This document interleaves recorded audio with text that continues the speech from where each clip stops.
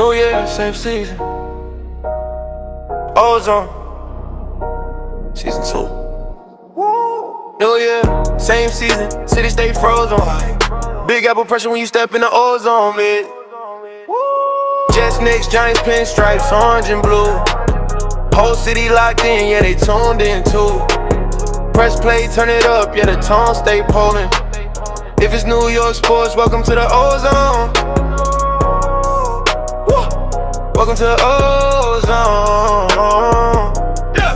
Same city, New Year, same pressure, new tone. New York, boys loud, it's the ozone.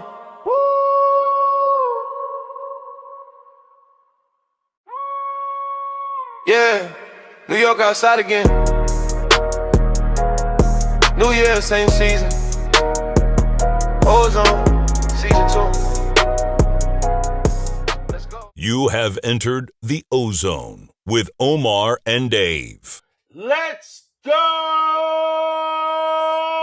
baby. We are here. You guys officially entered the ozone. It's your boy O, and I'm feeling great. It was a nice weekend, Super Bowl weekend. Maybe the game wasn't that good. The halftime show was amazing. We're going to get into it. We got to talk about our New York Knicks. We're going to recap the unofficial ending of the first half of the season as we're approaching the All-Star break. Super producer Dave and I, we're going to be talking about whether we think that the Knicks are where they should be, or could they perform better? Could they perform, could have been worse?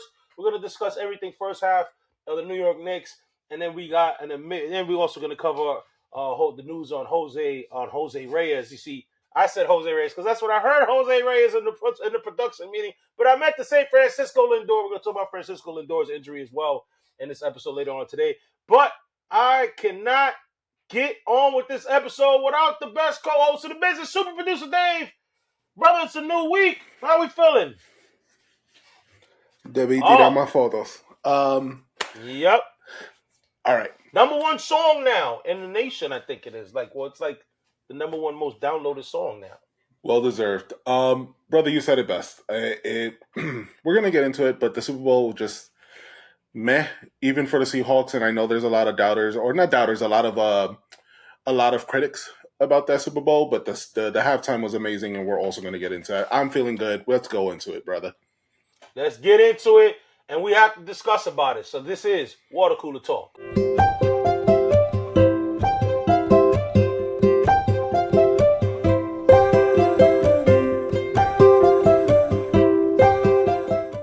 All right, y'all, this is Water Cooler Talk. This is where we huddle around the water cooler. We take a sip, and we discuss about what's going on in the world, in sports. And, brother, we just witnessed Super Bowl 60 over the weekend between your New England Patriots and the Seattle Seahawks. And it was an uneventful game, to say the least. The game was not a good one. I personally think that it was saved by the amazing halftime show by Bad Bunny. But there's one thing I got to do, folks. This is the New England Patriots Super Bowl dreams.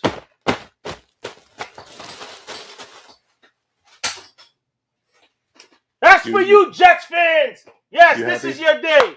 Troll on Super Producer Dave in the comment section. Even though, Jet fans, I know your teams are losers, but you know who's a first place loser? Is the team that finishes second place, and that's Super Producer Dave's team. The New England Patriots. So Jet fans, have your day. Have your day.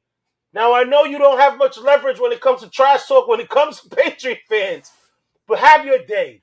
Don't let them rain on your parade. All right? But, you know what? I should have had this behind me more. That's all right. We're not Seahawks fans here either. So there goes their dreams next year because I don't think they're getting there. We're gonna talk about that. But brother, overall thoughts. What did you think of the Super Bowl? The game itself. The game. Okay, it was more of a defensive game that we ever anticipated. Kudos to the Patriots up until a point because they played like trash and they deserve what they got, which is an L. Kudos to them to not giving up a touchdown until the third quarter. Kudos to them playing as great as they could. The offense let me down. Drake May, they want to blame everything, the injuries, a whole bunch of things. I don't care. You played like crap in that game. This was probably the toughest offense you've had to face in this playoff run. So you clearly showed that the other teams just sucked. But there are promises for my team in going into the future. It's just things need to get better. You need to get a number one wide receiver. You need to get a better line, and hopefully you can maybe make it competitive next year if you can get back to the playoffs. As for the Seahawks, we already spoke about this at length when we were doing the preview show, but that team does not have an ego in the sense of like they get ahead of themselves. The coach doesn't do it. The players don't do it. They let themselves play as a unit, and they got the victory that they deserved. A lot of critics are talking about it as far as the most boring Super Bowl and other things that went along with it. Some people said that, well, they had an easy matchup because the Patriots offense looked so bad. But that's what Patriots fans were riding on the high of as far as going into this. Well, we had weak offenses to play against, and you have to play the tough defenses. I don't say any of that. I just say kudos to the Seahawks. You deserve your win. Patriots, you deserve your L.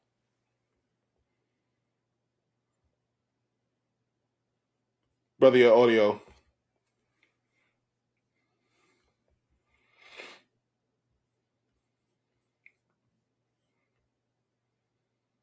Apparently I did it. My bad, y'all. I think, I think this was just a bad offense.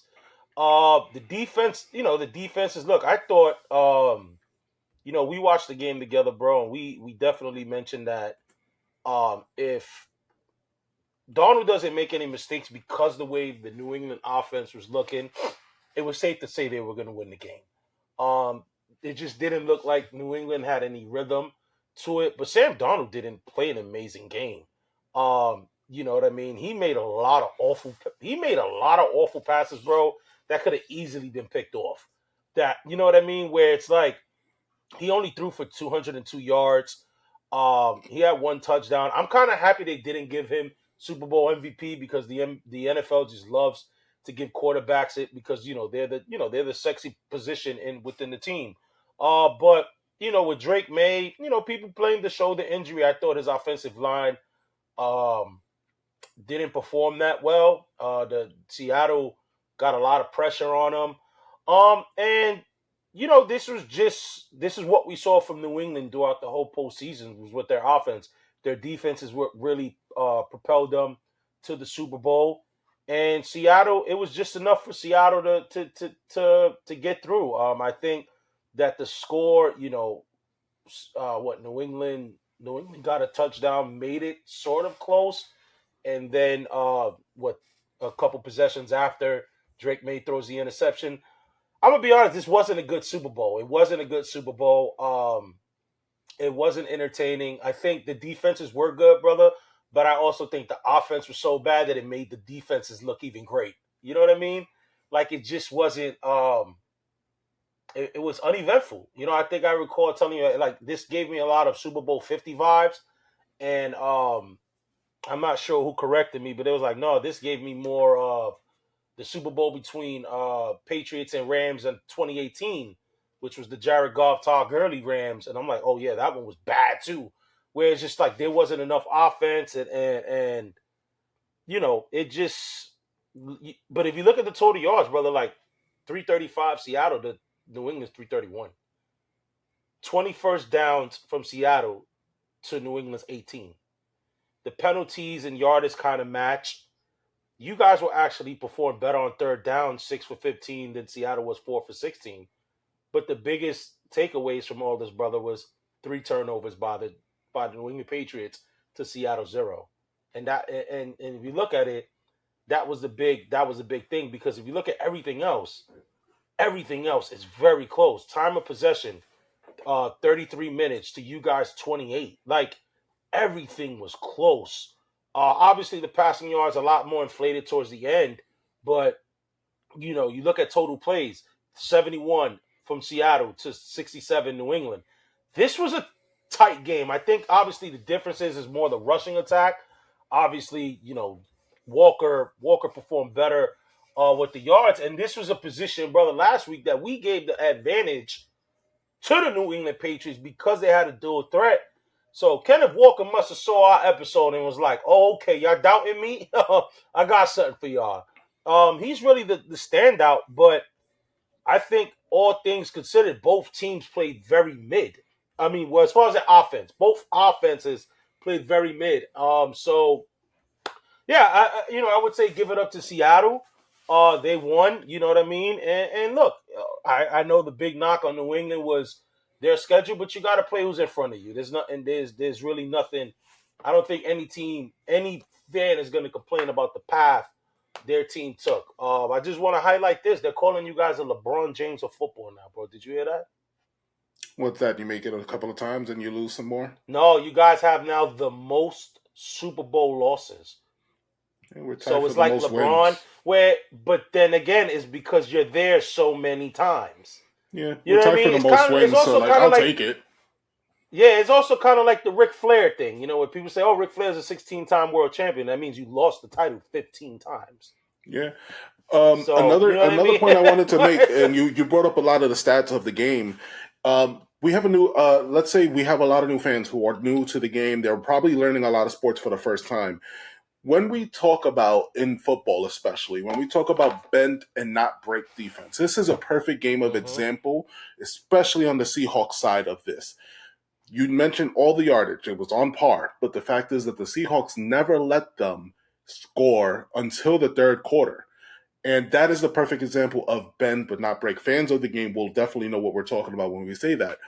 It's when you don't mind giving up as much yardage as you can. You're okay because you know you got the stops when exactly you needed it. It doesn't always work because it will sometimes break, and it does happen. But if that's the strategy and the way that it turned out, then this is the Seahawks. This is more than what they could have, hoped for when they came to this matchup. So just bringing that up for anybody who may be new watching to the game, and because the Ozone's plugging you in, this is a perfect example of one of those things you may hear when someone says bend but not break. No, 100%. Let's talk about the halftime show, brother. Oof. Crazy. Loved Halftime it. show, Bad Bunny. A lot of Easter eggs. I would recommend that you guys go on YouTube, and it's a lot of videos. There's a lot of people breaking down the performance. Insane, man. What Bad Bunny did. He made me. I'll speak personally. Just watching it. Obviously, when watching it, I didn't get that feeling. I'll admit this. I got it after watching it and seeing the Easter eggs and everything. He definitely made me. Not that I felt less, but he definitely made me feel more Puerto Rican than ever watching that performance. And I remember, like I've always said, I don't think my father, we're obviously old school Puerto, I don't think he would have been the biggest Bad Bunny fan because, just older folks just never adapt to the younger folks' music. That's just in everything. But I really think he would have appreciated this performance, especially because he was actually born in Puerto Rico, and you know what I mean? So I think that was amazing. And I just love that everything that the people who were against him performing thought he was gonna do, or his agenda he was going to have, was the complete opposite of what he displayed and what he showed. That it got them now reaching for reasons to hate it, brother. Brother, you and I are two Puerto Ricans from the Bronx. We can definitely say that Puerto Ricans from New York, I can say, definitely don't have the same connection to the island, let's say people who are born from there. But Sure. I can say this for a fact. Watching Bad Bunny through the years, and I'd say I wasn't a fan of him until maybe your wedding when we heard Bad Bunny on repeat, and that's when I ended up I think, becoming a fan. I hated the guy. I hated Bad Bunny. I did not like him. I didn't like him until I realized I found out we got the same birthday and he's a wrestling fan. Then that's when he grew on me. Other than that, I didn't like the guy at all. I really So didn't. for me, he grew on me the weekend of your wedding because we played him so much. I ended up just listening to his music. So right. finding out different things through the years. My family putting me onto him, but I didn't really gravitate to it at first. Telling me that he's from my family's hometown. He was at the grocery store that my grandmother used to go to, and he would bag her stuff. Things like this, just like like add to the legacy, I would say, because in his short career, because 10 years in the music career could be short. He just has added more notches onto the reasons why I think he's a really amazing artist and what he brings to the table. And this halftime performance, he said one thing. The one thing he was going to do the whole time was that he was not going to sing English. Everything was going to be in Spanish. And Lady Gaga is the only exception to that. He stuck to his roots. He not only just did anything for Puerto Rico, but he also brought out other stuff. The boxers who were in the match were Mexican and Puerto Ricans representing the rivalry. Yeah. Little things that were sprinkled throughout there. The fact that he mentioned all the Latin countries in the show, saying that we're all American, and the fact that the only thing more powerful than hate is love. Like, that was one of the most beautiful statements you could have done on a stage where a lot of people felt like he could have done anything like F this or F the administration and stuff like that. He went the complete opposite of that and just said, you know what, we're just here to show my people, we're to show myself, and should have a good time, and everybody's going to have a good time. You're going to have, like you said, people reaching, especially on the people on that side of the aisle, who are going to say anything, and believe me, brother, I've seen them. But I could disregard that. I don't care. I couldn't be more prouder to be Latino. I couldn't be more prouder to be a Latino at this time. I couldn't be more prouder to be a Puerto Rican. I can't wait to be in Puerto Rico in 2 weeks. And it was an amazing halftime, and I loved it. And I'm probably gonna watch it again and again and again and again. I saw it 3 times after, because yeah, I enjoyed it, man. I enjoyed it. Shout outs to you. Even the video the next day of he had a taco truck that was a taco cart in the performance that's really Spanish owned taco restaurant. I guess the owner has 3 different locations in LA, and the line was wrapped around the corner the following day to that guy, because that guy was on the Bad Bunny. And then, shout out to Ricky Martin. He brought out Ricky Martin. I thought that was powerful, singing the song that he sang. And one thing about, for those that know Ricky Martin, Ricky Martin was a big star with the Menudos, but the irony of having Ricky Martin was that Ricky Martin was sort of forced to sing in English to become a big star. You know what I mean? Like, you got to sing in English, and that's hence why Live La Vida Loca, the English version, came out well before the Spanish version. So, you know what I mean? To kind of have that, and for Bad Bunny to show that, you know what? No, we don't have to convert our songs to English to become a global superstar, to be able to be afforded that opportunity to be on the biggest stage in the Super Bowl. So shout outs to Bad Bunny. And for those that didn't like it, you had an alternative to watch. Now, I heard that didn't fare out too well, but you had an alternative. Pre-recorded? It was pre-recorded, not lip-synced. It was pre-recorded. But it was pre-recorded lip-synced, but the DJ and the thing didn't work. Come on, you got to be fair. But it was a great halftime performance. Just to put it like this, the performance was so popular that the halftime, the numbers were out. Bad Bunny's halftime performance garnered over 134 million. It peaked at 139.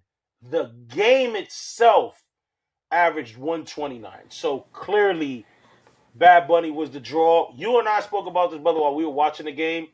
The NFL couldn't be more happier, because this game was so trash that it popped the biggest rating because of Bad Bunny. Like, you couldn't have the most perfect halftime performer for halftime than this game that, honestly, let's be honest, it needed it. Bad Bunny carried that Super Bowl. That's how much of a global star he is.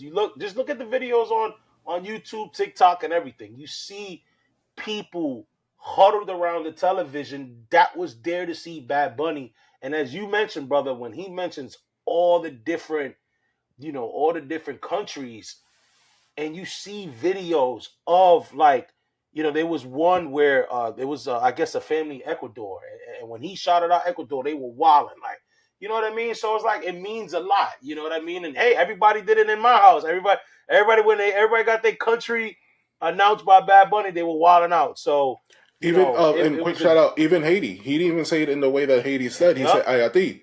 It's like little right, sprinkles of things that are just like the care and love that he has for being a Latino. yeah. So honestly, man, shout out to Bad Bunny. Now people are kind of like thinking, all right, who's gonna be next year's performer? I don't think we don't need to get into that. But what I want to do, brother, before we move on, is everyone has their early now next year Super Bowl predictions. A lot of people don't feel neither one of these teams are going to go back to the Super Bowl. But I'll give you the floor first. This is very early. Obviously, this is as the jackass on ESPN would say, it's very fluid because it is. I know it's gonna be fluid with me. I changed my prediction 8 different times in 2 weeks. But we're gonna pick an early Super Bowl prediction right now. If you had to pick right now, this is February 13th. Who do you think will be playing Super Bowl 61 in LA? Jose Alvarado's killing, by the way. But all right. All right. I know the faves. I happened to look at the interwebs tonight, and the Bills are apparently the faves. But I'm just like, prove it until you do it. Brother, I do not know if it is the end of the dynasty for the Chiefs, but I do see them making a running, heading to the Super Bowl. So I would say Chiefs. Chiefs with Chiefs Packers. All right. So kind of took my NFC one. I was going to go Packers because that's the only one that I did agree with. I saw on ESPN that they had the Packers. The AFC, I think, to me, is a toss-up. I just don't know when Pat Mahomes is going to be back. And if Pat Mahomes isn't back, then I can't get the Chiefs. I know some favor Baltimore, but it's like, how many times are we going to pick Baltimore? So I'm going to go with probably the most... I'm going to give them the benefit of the doubt that they're going to make the necessary moves in the offseason to bring some help around Josh Allen. So I'm going to go Bills and I'm going to go Packers. But I'll tell you this, though. Maybe the NFL, no offense, brother. No offense to your team. I know I troll a lot. But even with the Seahawks, I hope we get a sexy Super Bowl. I hope this is like when MLB had the World Series between Texas and Arizona. It's like, bruh. But then the baseball gods rewarded MLB the following year and gave them Dodgers, Yankees. I'm hoping the NFL does that next year. Like, it could be the Patriots. It could be the Patriots. The Patriots is a story franchise. But give us something more sexy. Or at least make my offense better. That's what I'm saying. Because honestly, your team could get better. Like, your team. Can I get the 2007 Patriots? The scoring. Your team could That's get it. better. The And I don't want to throw. I don't want to make any excuse, but I think the shoulder did have a little bit to play when it came to May because he didn't look like that in the season. The offense, okay, not to say that the offense was right, the 07 Patriots, but they were in the top echelon in offense. And then all of a sudden it didn't carry over to the postseason. So yes, have they played better teams? 100%. But I do think maybe some injuries had something to do with it as well. I'll say that. But brother, let's move on to basketball because we need to talk about our New York Knickerbockers as the Knicks have officially played their unofficial first half of the season. Obviously, the Knicks have already surpassed the halfway point, but we're heading into the All-Star break, so we need to evaluate the first half of the Knicks season. So let's get into it. This is This Week in Knicks. This Week in Knicks.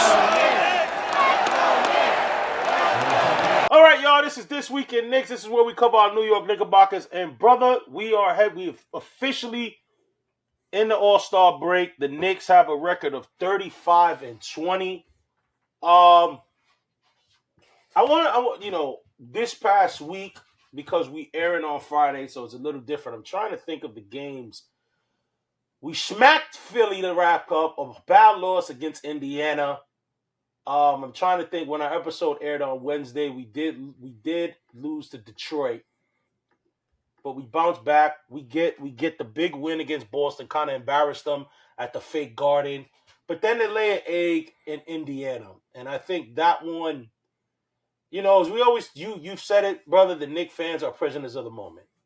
And the Knicks lose that game, and now everybody wants to get on Jalen Brunson.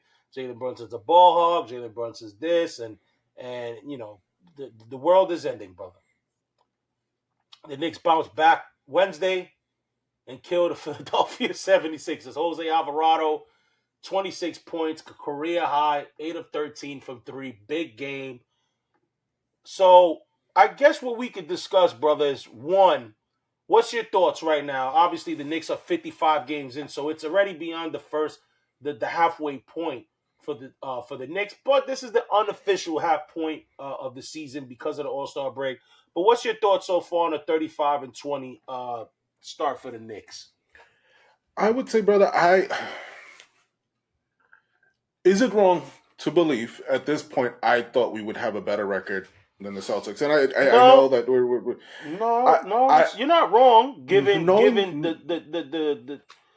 the state of the Eastern Conference. Yes, and knowing that Tatum's not available, this is where I feel like we said it since last year. We were a game away, and I don't want to mention it. Actually, after we go into the next half of the season, I don't even want to mention that we were a game away from getting to the finals. But the fact of the matter is, with Tatum being out, with Halliburton being out, we thought that this would be a clear front runner to be at least the number 1 seed or the number 2 seed. The fact that we're playing behind the Celtics with just Jaylen Brown and that team, from the wrong good team, it kind of upsets me because I feel like we should be better. Now that's been mentioned, 34-20 is still a good pace to be. 8-2 in your last 10 games. We're in a good position. You made the acquisition for Jose Alvarado. I'm okay with losing Yabusele. If he does great for the Bulls, fine. Anybody could be good on the Bulls right now if they went over there. But Jose shout Alvarado out to Yabusele. Shout Yes. out to Yabusele. For those that don't know, he did amend his second year option, which means he did speak with Knicks management to waive the second year option. That was a huge roadblock for the Knicks in trading for Gerson. We said it, brother, last week. A lot of teams didn't want that second year option. So he got that waived, and that made it a clearer path for us to trade him to Chicago that eventually led to the Alvarado deal. But go ahead. I just wanted to highlight that. Shout out to Yabu for doing that. Yeah, so thank you, Yabu. And I do wish you a great career because ever since I've watched you in the game playing for France, I've been at least a fan of your game, so I hope to see you continue to do well. But Jose Alvarado coming to this team, you can see it. You can see that there's going to be a difference with that guy in the court and the difference he makes. And it's not just the energy that he brings, especially when he's playing at home. It's the fact that he's a difference maker and he's an extra guard who could be on the court when we need to set up Brunson, when we have Deuce come back as well. Someone that just doesn't need to be one of those two guys. Somebody who can definitely make a difference. And I love the acquisition for us. Brother, do you want to go into the first half of the season? How do you feel? Yeah, no, look, honestly, I think, I understand that. A lot of big expectations for this team. Mike Brown, obviously this offense is, you saw there was points in this season where the Knicks looked like they're going to be unbeatable, especially in that stretch in December, which led them to the in-season Emirates Cup championship. They looked unbeatable. But then you go to the January where things sort of seemed out of whack.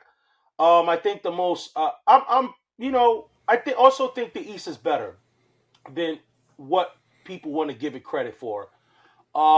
Yes, I think a lot of people expected the Knicks to be the number 1 seed, number 2 seed. However, I do think we faced a little bit more injuries than we did last year. With obviously playing games without Deuce. We missed a lot of games with Mitchell Robinson in the beginning. Anunoby has missed a spurt of games. Jalen Brunson has missed a spurt of games. Josh Hart's missed a spurt of games. So I think it was, I think you got to factor all that in. I'll be honest, like I said, and we've been kind of preaching it. I'm more focused on what we're gonna do in April. Get healthy till we get to April. I don't think with this particular Knicks team, seeding matters in my eyes, because I think this team is more than capable of winning big games on the road. This team proved it last year when they won 3 games in that Detroit series at Detroit. They've won 2 games in the semis at Boston. So this team has proven that they can win on the road. I think, if anything, that I am worried about is Karl-Anthony Towns. I think Mike Brown needs to take this All-Star break and find ways to utilize Towns more. There's too many points within the season, within games in this season, where Towns is not getting enough touches. The Indiana game was one of it. The Indiana game where he had 15 points in the first half and then just was invisible the whole entire second. And you can't go out on your press conference and say guys can impact the game in different ways. And he's doing that. Towns is going out. Yes, is he still making some boneheaded fouls? 100%. Does he need to work on that? Yes. Does he need to stop complaining? Yes. But he's out there scrapping, getting rebounds. He leads the league right now in total rebounds. He saved the game that led us to go to overtime in Indiana because of his rebound. Meet him in the middle too. Work out, find some plays. I know when Brown came in, they kind of wanted to use Cat like Sabonis. Cat's not Sabonis. You need to also coach to your players' strengths. And there's been too many times where Towns he's in the post and is a smaller player, and the Knicks are not looking for him, or the offense is not set to work to go around him. So I think that's something that the Knicks need to use. The Knicks need to use this All-Star break and find that way. But other than that, yes, could the Knicks be better? 100%. People wanted to overreact about the 40-20. So you know about the 40-20, brother? You go for it. So the 40-20 rule is something that Phil Jackson in 2008, he proposed. And I get it. It's effective. Identified. It's how you identify a legitimate championship contender. Phil Jackson said, if a team wins 40 games before losing 20, they are a true title contender. So obviously the Knicks, when they lost to Indiana, they lost their 20th game before reaching their 40th, because they went 34-20. Now the Knicks are 35-20. So since that, so people kind of took that out of proportion. Does it hold up? Since he introduced that rule, 16 out of the 17 NBA championships reached the 40-20 benchmark. The only exception was the 2020-2021 Milwaukee Bucks. So I get that part. But like I said, there are also context into these records, like we said, injuries and that sort of stuff. Sometimes, the schedule's wild. I don't want to make excuses, but we know after the end season, after the Emirates Cup, the Knicks schedule was brutal as far as travel, playing every other day. So it's like, I get that part, but I'm not gonna overreact as some Knicks fans did during that time. I will mention this because it was news that broke out on Wednesday that Jeremy Sochan has worked out a buyout with the San Antonio Spurs. Now, that might be a player the Knicks might reel in, because that was a player that the Knicks allegedly targeted during the trade deadline, but it was Yabusele's second-year option that kind of kept San Antonio away from making that deal. Now, it's being reported, brother, that Sochan is going to be a player that the Knicks will look into bringing in. Obviously, because of what Yabusele was able to do for the Knicks and bringing in Alvarado, as we touched on our short, check it out on TikTok, that we made about Jose Alvarado. The Knicks are now well over over $1.5 million in the second apron, so they could bring in a player such as Jeremy Sochan and the buyout. Brother, are you game for Jeremy Sochan coming to the Knicks? I'm game if we implement him correctly, right? So if we get him, are we putting him on the floor with shooters, right? Because this is one of the things, the faults probably into his game. I definitely see him signing for him would be a move for the playoffs. It's not. It's less about the regular season. It's more what can he bring for the playoffs for us. He definitely helps us defensively, but it doesn't fix any of the scoring, I would believe, or especially Right. bench scoring issues. But there's upside. The guy brings you switchability. He's able to switch off and play against Yeah. multiple positions. He's able to give you some versatility there. That He's 6'8". Yeah, he can. Yeah. he can guard many of the positions on the floor, and I don't have any questions about his defense. I more so question who are you putting him on the floor with. That's always going to be my question with him whenever I Right. see him. Who do you stagnate his minutes along with? 100%. Look, I agree with you 1,000%, brother. Like, I wanted when it was talks about Sochan potentially being somebody that the Knicks are going to bring, and I was totally happy with that. Just like Alvarado, he's going to bring fight. He's going to bring that dog mentality to this team that this team could use. This team could use a guy that's willing to take a technical foul. You saw it during the Philadelphia 76er game where Alvarado stepped up to Philly. They thought, hey, you fouled Mitchell Robinson. Something like that.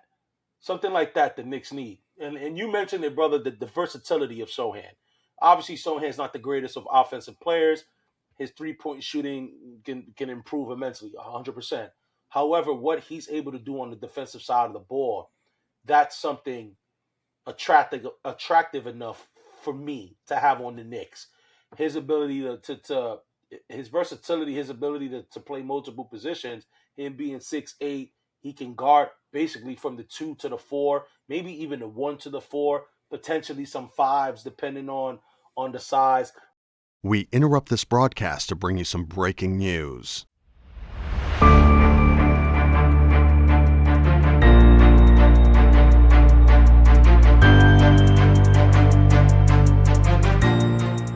Breaking news from the New York Knicks as they sign Jeremy Sochan, who was released on waivers by the San Antonio Spurs.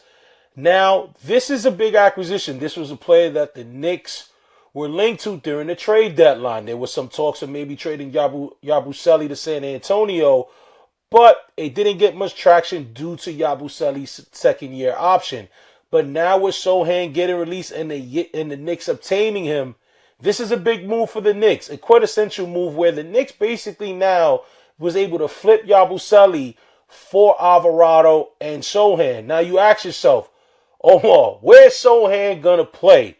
Well, right now with OG Anunoby missing games, I think it's pretty easy that he gets plugged into the rotation. Jeremy Sochan is 6'8", can guard up to multiple positions. He's a menace on the defense.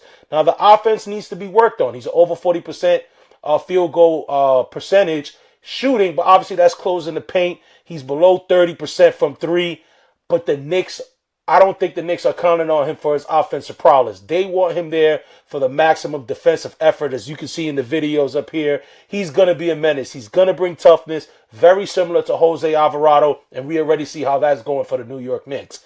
Now, I don't think that's going to impact Mo Diawara's minutes. I do think it's only going to provide the Knicks more depth. Now the Knicks have a legit 15 men on their roster that Mike Brown is more than comfortable with playing, and that comes a long way from the 7-8 man rotation we are used to seeing when we was coached by John Thibodeau. So overall, this is a great move for the New York Knicks. They picked up Jeremy Sochan. According to Ian Begley, he will report to the facility on Monday and will be ready for Thursday when the Knicks take on the Pistons after the All-Star break.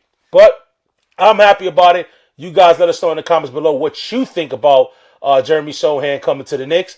And let's get back to the episode.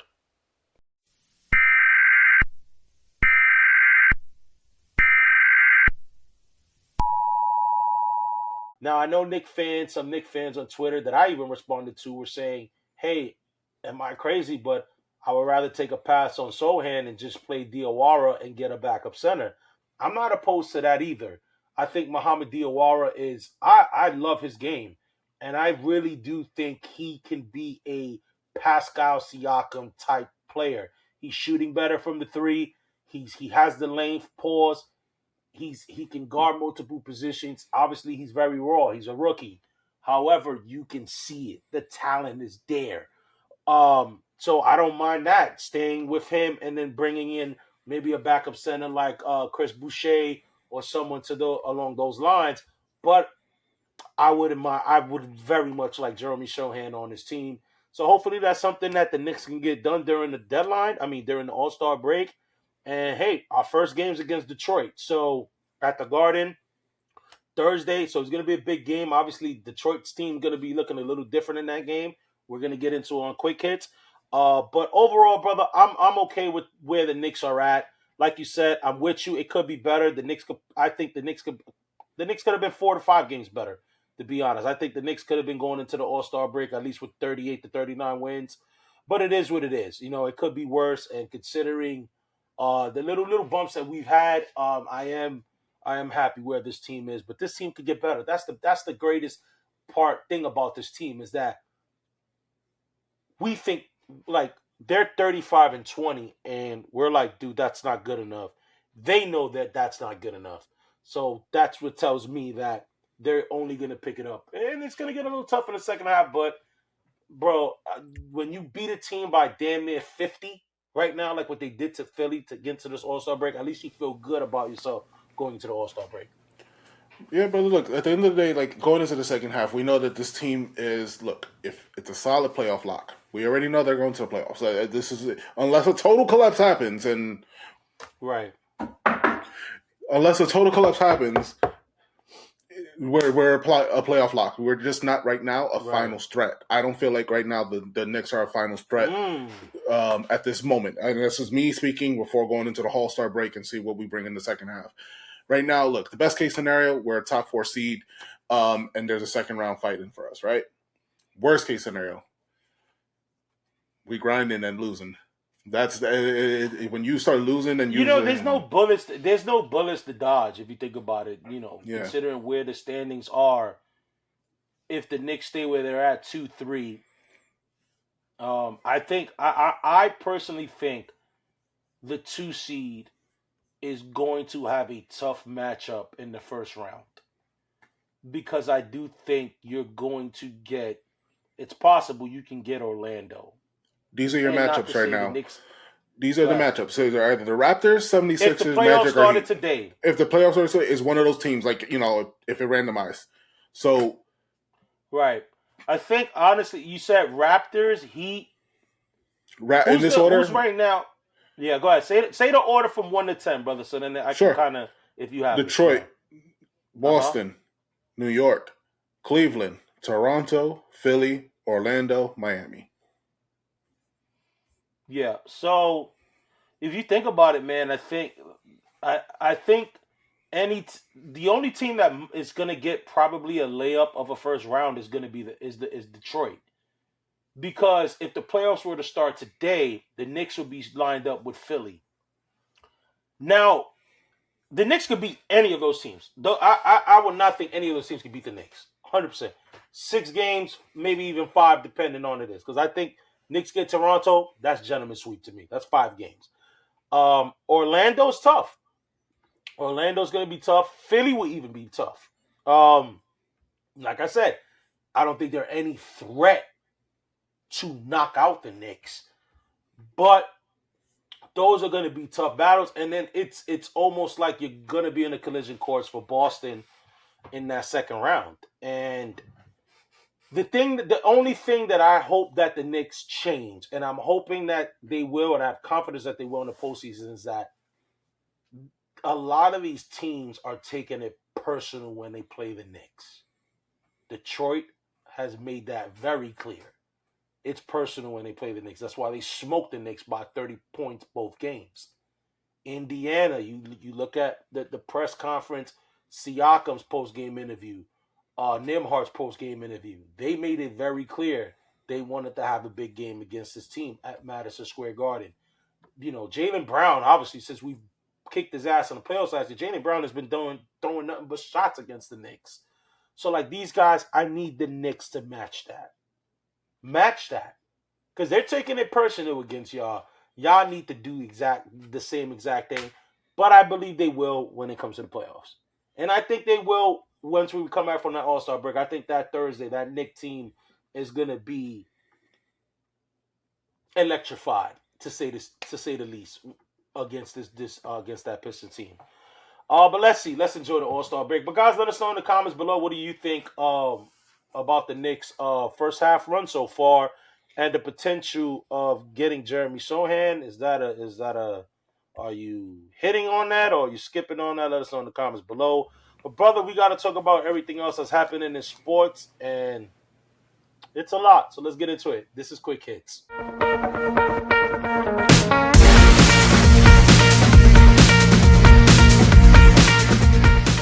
All right, y'all, this is Quick Hits.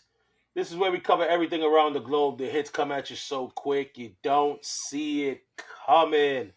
Brother, the NBA trade deadline was this past week with superstars like James Harden and Anthony Davis being on the move. But brother, which player that got traded in this deadline will have the biggest impact on their team? So it doesn't have to be James Harden or Anthony Davis. It could have been any player on and there was a lot that got traded in this deadline. Who do you think will have the biggest impact? Honestly, brother, I'm gonna go with James Harden. James Harden is the Cleveland Cavaliers are already a good team, right? They're already a good team. I wouldn't say they're amazing, they're great, but they're a good team. And now you bring the scoring that Harden already was. This is a guy who was snubbed in the All-Star game. Like he had the numbers to show, and you just traded for him for nothing, for peanuts. Like they clearly are the benefactors, I think, as far as the trade deadline, as far as who got the biggest piece that can move them forward. The only thing is, can James Harden get it done? And which is something we've questioned his whole career. So that's why I feel who's the biggest impact as of right now. But maybe you may have something different. No, I think obviously that's the biggest aim. I think I think certain teams made some important moves that are making their team better. Example, Jose Alvarado with the Knicks. I did like Minnesota picking up Dasumi from Chicago. But I gotta agree with you on James Harden, because I think this is a home run, a swing for a home run. Because you traded Darius Garland, and Darius Garland was obviously a lottery pick from them, a former All-Star. You know what I mean? He played on some playoff teams. I just think the irony of that move itself was Cleveland is known to choke in the playoffs, and then you bring a player who's known to choke in the playoffs. So I think maybe both of them together would try to write a redemption story. But obviously James Harden, like this is Cleveland's way. And you heard the rumors about maybe them changing that core of Mobley, Allen, Mitchell, and Garland. They're trying to appease Mitchell as much as possible, because they don't want to eventually lose him in 2027. So I would say James Harden. But I did like I said, I did like the small moves playoff teams made to make themselves a little bit better. So I would say that. Also, notable storyline from that is Garland going to the Clippers, a team that his dad played for. So that's also cool. Brother, let's stay with the NBA. So after that, that deadline, Kuminga was traded from Golden State. Reports surfaced that things between the two sides got petty. The Warriors allegedly even complained that someone in Kuminga's circle was taking too much food from the family room. Is that really what this whole situation came down to? Some food? I would hope not. I think first of all, that's petty, dog. $1 billion franchise. That's where obviously everyone knows, like, they got people that they can't stand, that just the sight of them makes them sick. You know what I mean? So it's like, that is petty, where you're talking about some food. And obviously it's obviously this beef between Kuminga and Golden State is deeply rooted by perception. Kuminga perceives himself to be, hey, I can be a number one scoring option. I can be a scoring option for this team. Golden State sees you more as a Swiss Army knife. Be the best player in your role. And that's what it is. It's perception. And unfortunately, I think Golden State is in the wrong when it comes to them being petty. However, I do think they're in the right when it comes to their evaluation of Kuminga. I do think Jonathan Kuminga is very overrated. I don't see the skill set that he believes he has. I just don't see it. Maybe he might get that opportunity now in Atlanta, but I doubt it because they got Jalen Johnson there. So I wish him the best. It's petty for Golden State to be on that energy if this is true about the whole food thing. But at least they got traded. Now both sides can move on. Brother, what is it, the Warriors and wanting to get rid of players? At least somebody punched this guy, right? At least somebody punched this guy on his way out. But it's always the Warriors and they're exiting players and stuff going on. I wouldn't be surprised if Draymond leaves one day and we hear some crazy stuff too. It's one of those things that always happens. A player leaves the team and all the bad news comes out, and it's just like, where was this before? Where was this energy before? It's kind of the things that teams bury, and I think that it is super petty of the Warriors if they let this story leak out. I doubt Kuminga's camp would let that come out, so I definitely blame it on the Warriors and somebody babbling about it. I agree with you. I don't think Kuminga is the number one scorer option that he thinks he is, but we can see now when he, what does his future have in hold for him? I think the Warriors have a lot to do in these next couple of years, and you think Kuminga would have been one of those people that could have stuck around through all that, but clearly they don't feel the same way about him. And that's their prerogative, I guess. Who am I to say anything? They won a few championships, but it's super petty. I can say that. Yeah, but I think the handling of him has been all wrong anyway. I think he's not, bro. Look what y'all got back for him. Y'all got back Kristaps Porzingis, who, I'm going to be honest, he may not play. He may not play again in his career. So, that'll tell you everything you need to know. Don't be taking all the food. Don't be taking all the food. Well, speaking of people who's going to be taking food because they're going to have some time off, the brawl. We saw the big brawl between the Detroit Pistons and the Charlotte Hornets this week. The NBA handed out their suspensions. Beef Stew Isaiah Stewart received 7 games. Miles Bridges and Musa Diabate got 4 each. And Jalen Duran received 2. Brother, were these suspensions fair or was the NBA a little too soft? I think they were fair. But the hater in me wishes that Beef Stew got more. I wish Isaiah Stewart got double. Just because this is not the first instant, and this is he said it himself. This is why I come off the bench. And, all right, cool. This is why they drafted me. He said something like that, right? Yeah, this is what they drafted me for. Yeah. So it's okay, so not only that, but you're also making it known that this is something that you intend to do for your team. And that's fine. I get defending your players, but you're always the center of the problem. When it comes to this stuff. So the hater in me wishes Isaiah Stewart got more time. I think it's fair. I do want to point out Duncan Robinson and turning away during the whole scuffle. Oh, man. He was like, I just got here, and this is what I got to deal with. It was hilarious. Brother, what's your thoughts? I'll be honest. Look, this is my thing. I'm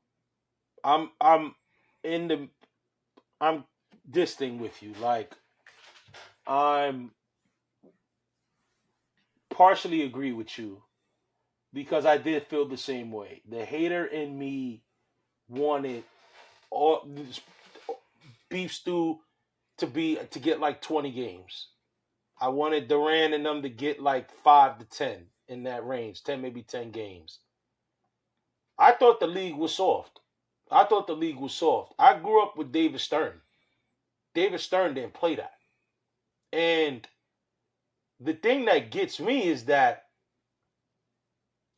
you gave Jalen Duran 2 games and he started the whole damn thing. He's the one that mushed Diabate. And I get it, Diabate became the aggressor after, but he was the initiator. He initiated the contact. And obviously I think Bridges is fair against 4 games.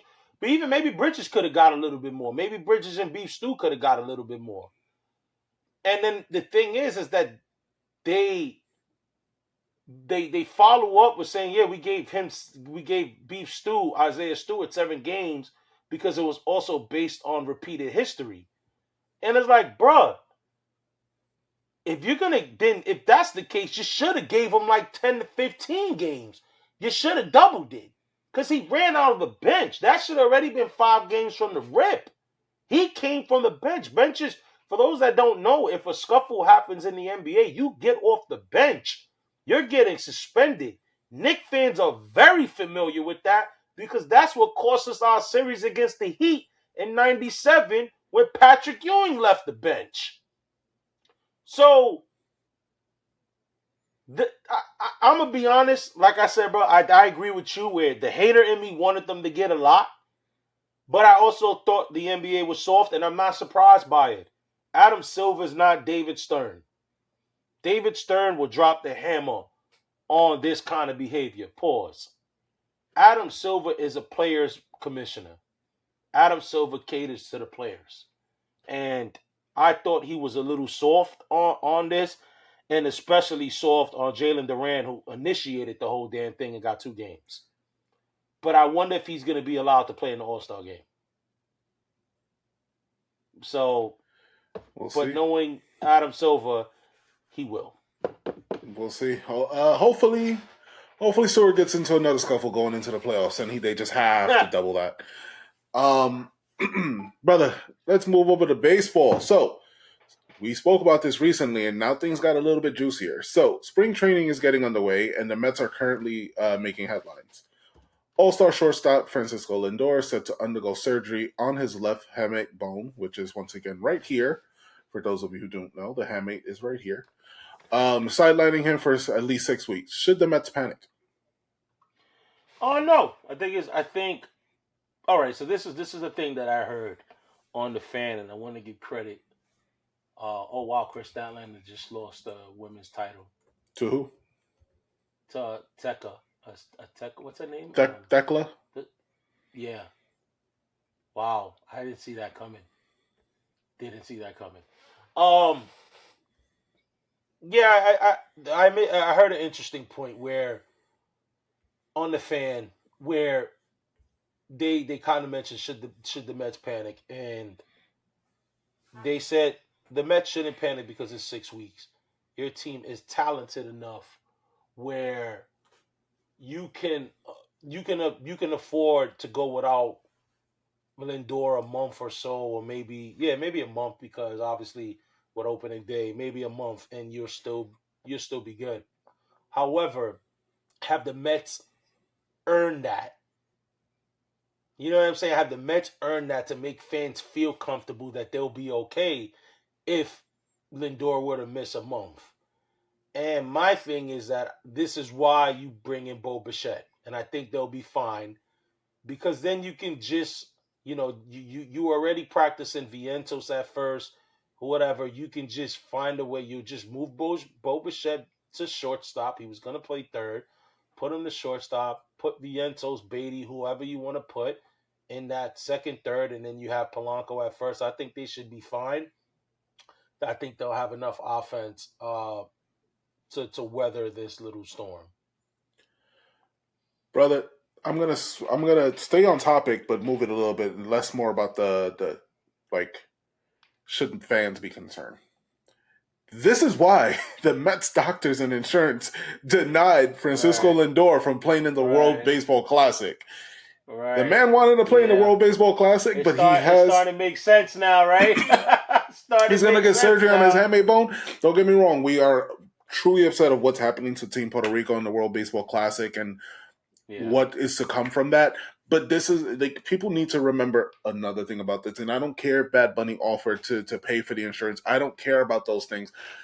At the end of the day, these teams, these owners invest on these players to play for their team, not for the World Baseball Classic, not to get hurt playing with their kids like a former Yankee did during his off-season time or his day off. Mm-hmm. So the fact is that you are an investment to them.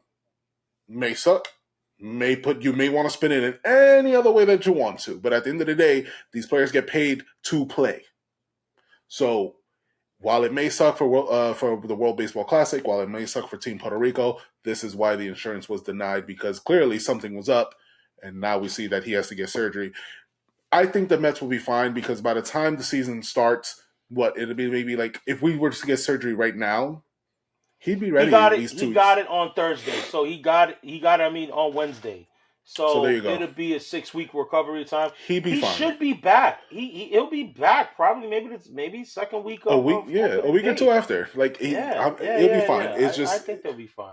That's just the other angle we had to bring up because we did mention the World Baseball Classic last week. Right, and that's interesting. It's just the timing of that was very funny to me, as you mentioned. I was like, okay, this is why, we're all thinking it's like this hit, this I don't know, this petty propaganda, this petty thing on these insurance companies, and it's just like, no, homeboy was really actually hurt. But brother, last one here on Quick Hits is former Cy Young Award winner Justin Verlander is heading back to Detroit on a 1-year deal, reuniting with his team who he spent his first 13 seasons with in his career. Brother, does this move give the Tigers the best rotation in baseball? I'm not sure, but I'm sorry, but I'm not sure. We do at the Ozone. We got to keep it a buck with y'all though, too. At the same time, I'm not sure, and I'm not going to talk out of my butt, but I will say it is a feel-good story, right? I'm not sure. He spent his first 13 seasons there. It's a nice come-home feeling. If he was to end his last year there, then it's a great story. He came back home, yada, yada, yada. So I think that's probably more of it. I don't know if this makes their rotation better. I'm not sure. Time will tell. I'm going to be honest. It's up there. I don't think, obviously, they got Screwball. That's the horse. You still have Jack Flaherty that, he was good for them last year. They added in from Valdez this year from Houston. They got a good rotation. Definitely the best rotation in their division. I think their rotation is slight. I think the Yankees are slightly better when healthy. I think other than that, I probably would put Detroit there with them. I know Seattle Seattle might have something to say about that. But I do think that adding a Verlander, although he's well into his 40s, he has proven that he can still hold his own on the field. And obviously, this is going to be a different Verlander. Verlander, 13 years of Detroit, he was the ace. Now you're looking more like the 4th or 5th guy in the rotation, and that's not a bad 4th or 5th guy in the rotation to have. So I do like the acquisition as for the Tigers. Maybe not so much for the Yankees, as he's killed the Yankees majority of his career. But I don't give him the edge. I give the Yankees a slight edge when it comes to the pitcher rotation, but Detroit is right there. But brother, we're going on a 2-week break. So let's inform the viewers, guys, that Dave did mention he's going to Puerto Rico. Here at the Ozone, we do allow PTO days. We have PTO days. We're going on an All-Star break ourselves, guys. As we know, All-Star break is this weekend. Dave is going to Puerto Rico, and he's going to be wilding out, so he ain't got time to be producing those shows. So that gives me also an opportunity to have a vacation too. But guys, it's very important that you follow us on social media platforms because we still will be having shorts and that sort of stuff available, news available. So that's always important about that. But brother, we cannot wrap up this episode without sharing the highlight of the week. So let's get into it. He's on fire!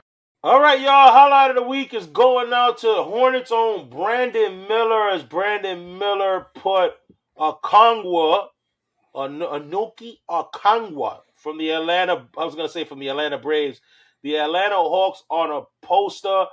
I'm happy for Brandon Miller. Brandon Miller has been one when he came out of the draft to be, he was always, what do you say that word? Like when he was compared to a young poor George, and in this dunk, he kind of looks like a young poor George as he puts Okongwu on a poster. So nice little dunk for Brandon Miller. It's not easy when you're dunking on the center, bro. Brother, you know what this dunk reminded me of? Remember Space Jam? Jordan just Michael Jordan stretching. It gave me shades of that, and I'm gonna try to see if I can stitch them together for this video, but. Brother, this was a monster jam, no pun intended with the Space Jam reference, but I loved it. I'm probably going to watch this one again. I definitely got it bookmarked on my Twitter. Yeah, no, shout out to Brandon Miller. Shout out to the Hornets. They've been playing some very, very good basketball as of late. I believe they won like 9 of the last 10 games. They're moving up. Their winning streak just got snapped by Detroit, but they've been playing some good basketball. And they're proving me wrong because I did say that LaMelo Ball I don't think was a winning player, but so far they've been playing well. But guys, like I said, we appreciate it, guys. If you hit a thumbs up in this video, like, subscribe, share with your peoples, about the Ozone, man. We're doing pretty well. And follow us on all our social media platforms. We are available on TikTok, Twitter, Instagram, Threads, and Reddit. Especially for those that follow us on Reddit, Super Producer Dave has some really special things for you guys coming up when it comes to the Reddit users. And then, like I said, guys, we are going, we're getting a lot more interactions on TikTok. So we thank you to those that are following us on TikTok. We're going to be posting a lot more on TikTok as we do on Instagram and Twitter. And we got some big things coming up, guys, because like I said, we are going to take 2 weeks off for an all-star break. We will return on March 5th with a brand new episode. Is it March 5th, brother? I think the 4th. March 5th. March 4th, we'll have a brand new episode that first Wednesday of March. And we got some big things. We will, obviously, we're going to be covering spring training. We're going to be covering, obviously, WrestleMania will be that spring. And then it's going to heat up, man, as the baseball season goes. And then we get to the start of the basketball season. It's going to be a full jam-packed ride once we get back in March. But, guys, in the meantime, in between time, in the 2 weeks, remember to follow us on our platforms so you can keep up with us. And we'll see you guys in 2 weeks where we'll deliver the fire. Peace. Turn it up, yeah, the tone stay polling. If it's New York sports, welcome to the Ozone. Woo. Welcome to the Ozone.